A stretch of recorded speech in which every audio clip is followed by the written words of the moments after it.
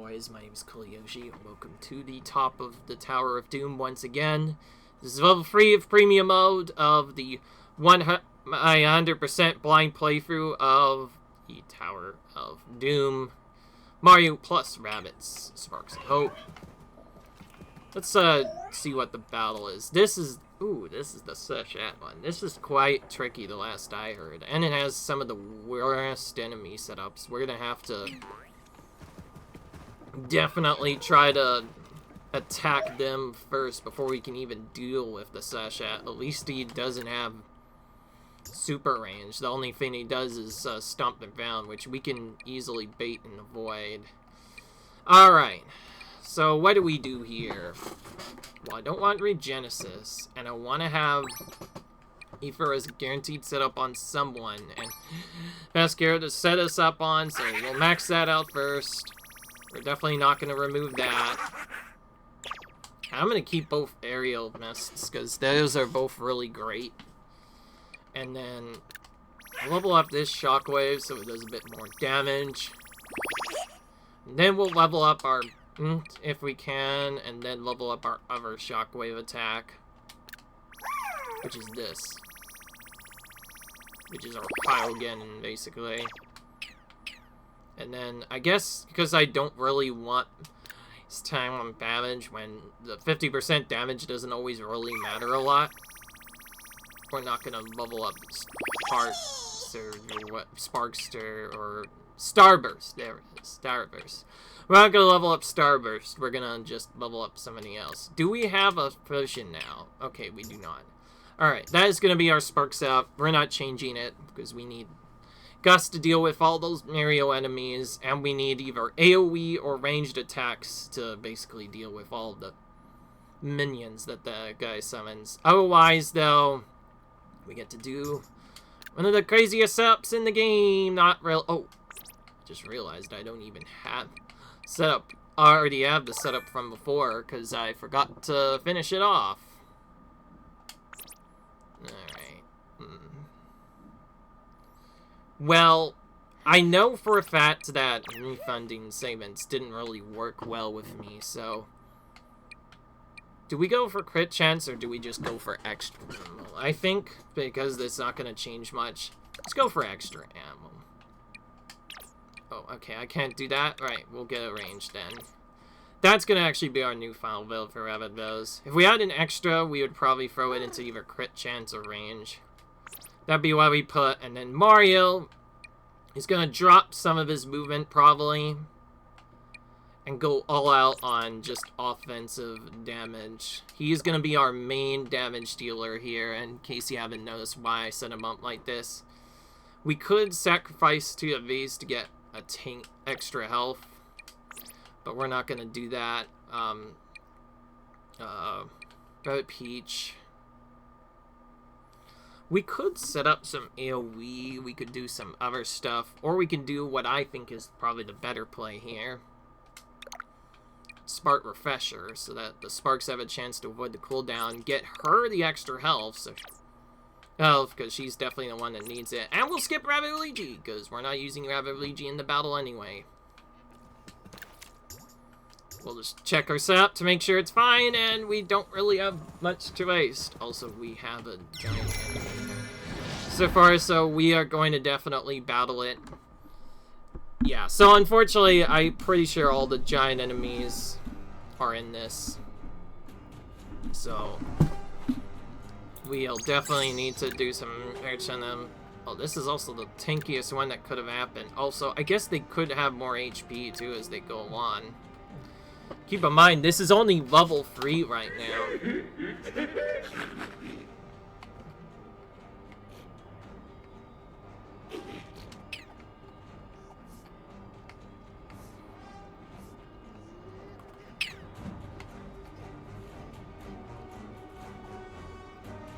Yeah.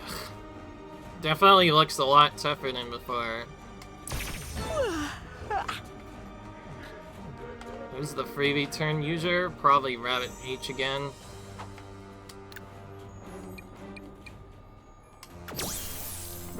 Yeah, it works.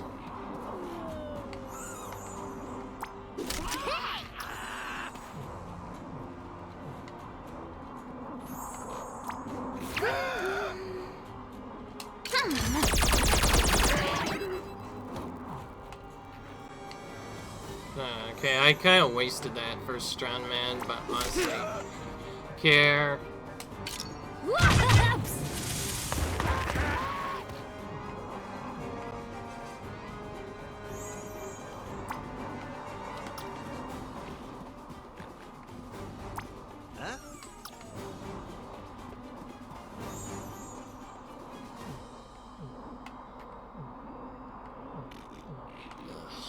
Great. We don't have a good setup to deal with that enemy. I was hoping to deal with it right away, but nothing happened there. Ultimately didn't mean anything. I shouldn't have wasted a monster like that, that's for sure.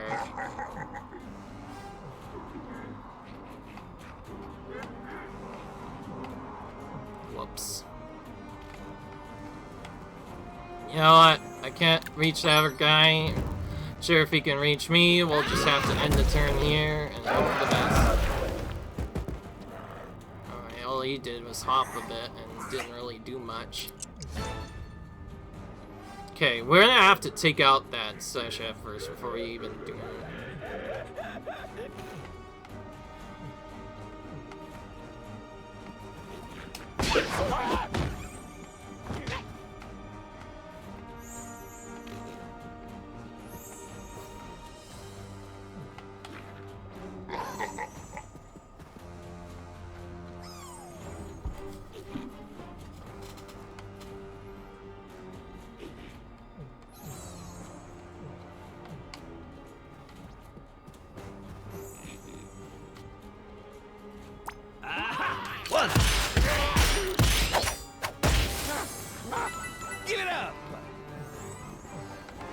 Alright, tell you what, I'm gonna start the stun lock a bit early.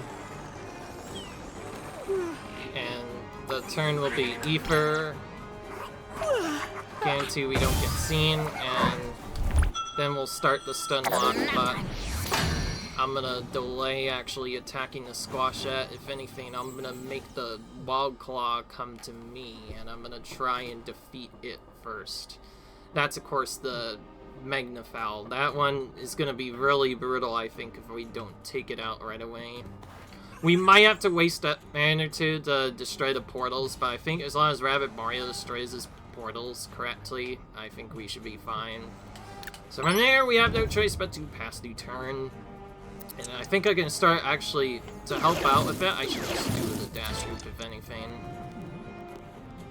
Oh wow, they moved in the worst spot possible. Sometimes they'll spawn close to us, sometimes they'll spawn much farther away. There's no limit to the RNG that can happen. Alright. The combo set I'm using for this is gonna be Skyrim Burn to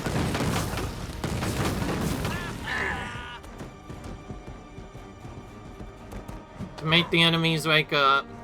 Then we use the Punch Frenzy with no limits. And then that takes out the portals and still damages the enemy decently well.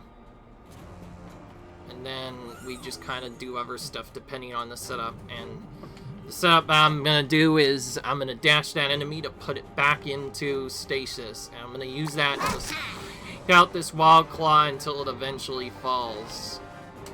It'll be a bit weird doing this like this instead of damaging the boss, but as long as we do this, we effectively can stop any enemy. Honestly, having this is probably the best setup we can hope for. Because as long as we rotate our attacks correctly, we should be perfectly fine. Wait, can we actually kill it? No. We can't. Oh, we're definitely gonna pass the turn first. And I don't think the Squashed's in a great spot, so we do want him to come forward at least a little bit. I am gonna have Rabbid Mario attack, though. Good! He defeated that enemy for me. That's great. Now he can run away. Now our characters will just run, which means we're gonna do some normal damage to the boss.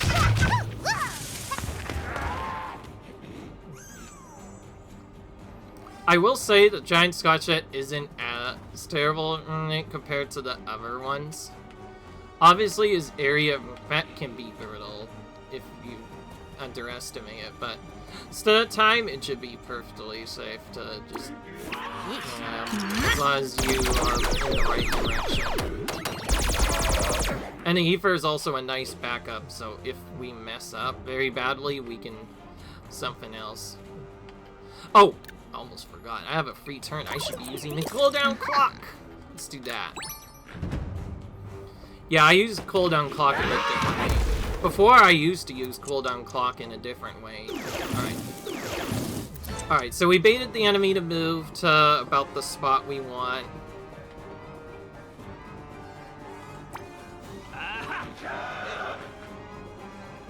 We'll just have to... Oh, wow. Actually, Rabbids Mario is so powerful that he on his own can actually one-shot the portals. That's good to know.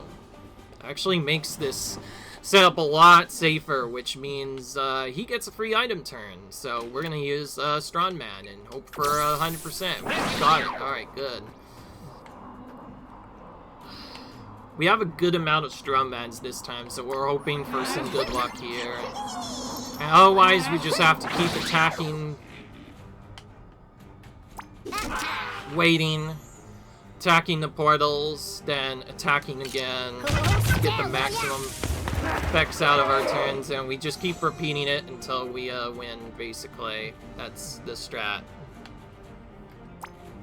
This cheese only really works on the top floor, though, so we still have to, like, even reach the top floor to be able to stand a chance at this. The good news is if there were ever enemies to come in, we can just stun them along with Evers. Really worried we can uni-dash 1 to slowly kill it and eventually defeat it, like we did with that Magna Foul. That was just in case any mistakes happen. Now we pass the turn. We do absolute nothing. Actually, wait. Well, we don't do absolutely nothing. We use cooldown clock, reset our talents. Please work. We should actually probably move, though, a bit. Not a lot, but, like, here, to try and bait the portals. So that they move closer to this area. And we pass the turn. The enemies don't move because they don't see a clear target. Ah, figures. The RNG has been terrible. I'm really trying to get the enemies to spawn, believe me, in the right spot. Gobble, gobble. But that's fine. Mario will take out the portals again.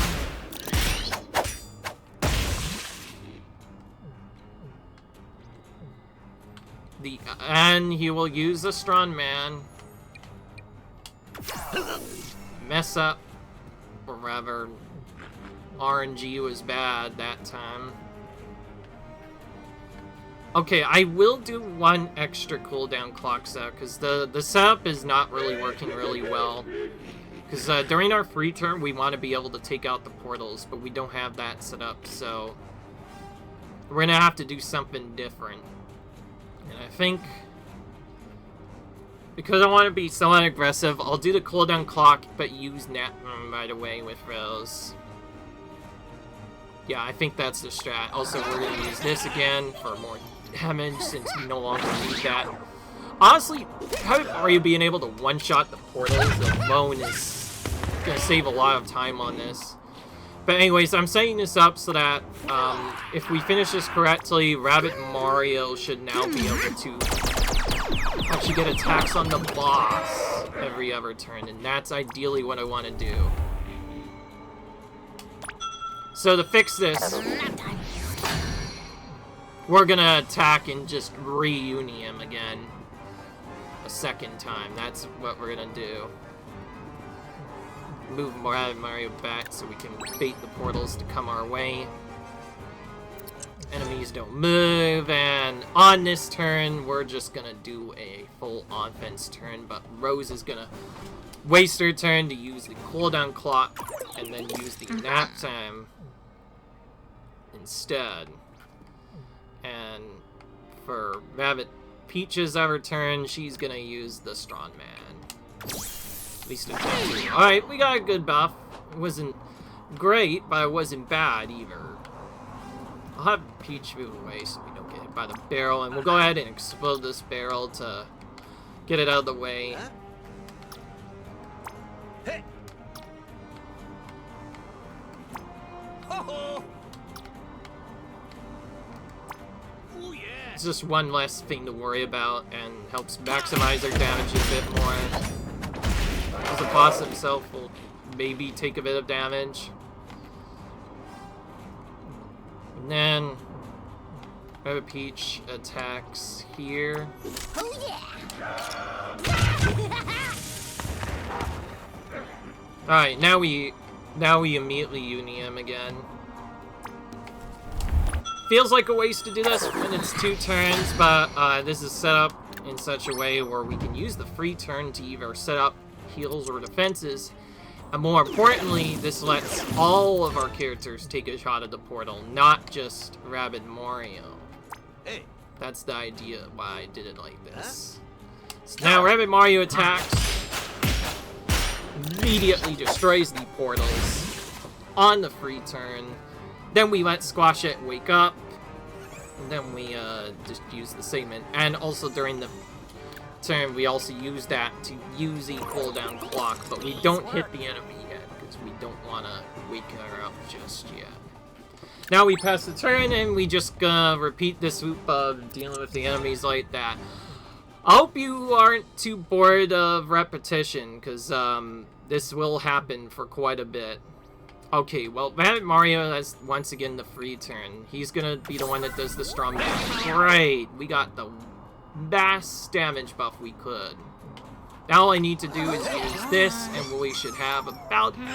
It stacks normally a 200% damage increase, which should help out with the damage a lot.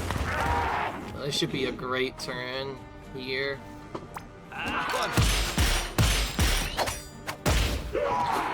Okay, that alone knocked out about one. No, so yeah, that's really great so far. Then all Riz needs to do is attack Uni. The main reason I didn't do the thing right away, like do the stun level right away, is because I wanted to bait her to go to the right spot I wanted to, so she could be close to us, so we don't have to move far and accidentally trigger the other enemies. Alright. Now, Rabbid Mario uses the free turn to... Oh, actually... That barrel has actually been wasting our time lately, mainly because some characters will target on accident. Let's pull that up with our free turn so we don't have to worry about that anymore. One less thing to worry about, then we just need to use the cooldown clock. There is a different strategy where sometimes you can just use that and then use the enemy, but I think doing it this way is better because although you do not get the wake up slap fish damage, by the way, I'm not mentioning Pokemon because of it. There really is an ability where enemies in stasis will take 30% damage from all sources, basically. Miss! Great. This is probably not going to be a bait turn now. Unfortunately, it's not really required. We have enough to beat this. Too worried about it anymore. Rabbid Peach does not have a free turn. Attack is normal. We'll leave these characters in their spots because I think we need a little bit of time. I will say the extra ammo is helping us do just the slightest bit more damage. As I say, and it's not the most damage it could be, but it's at least not doing terrible damage. I'm actually surprised these enemies haven't moved up yet. If the enemies ever move up, that could easily ruin our strat, but because Rabbid Mario has so much damage, he just has barely enough that he can just waste.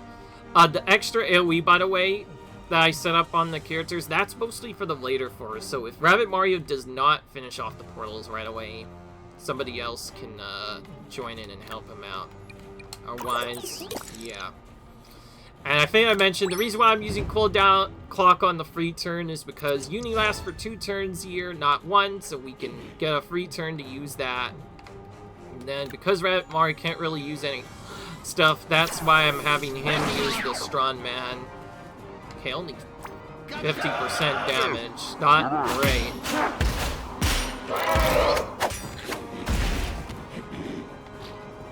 That's a lot of damage.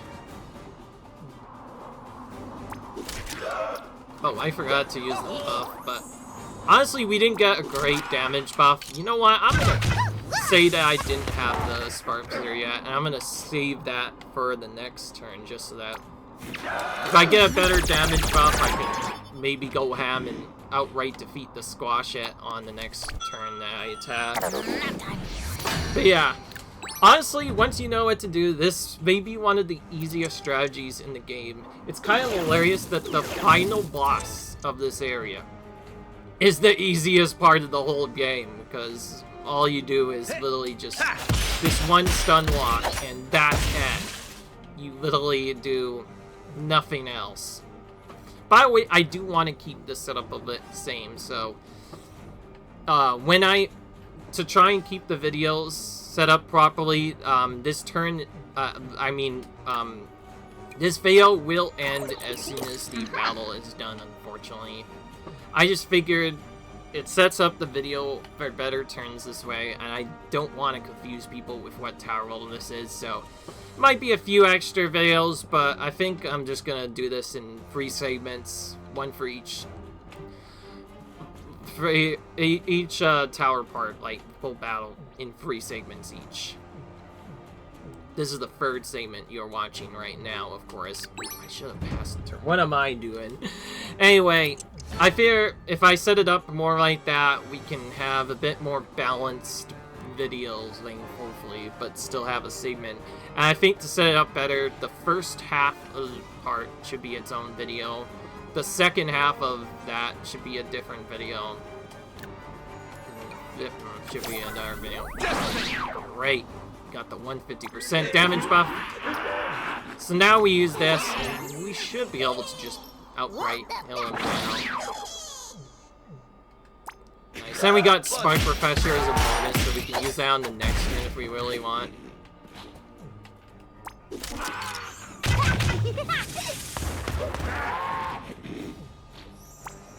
Got him.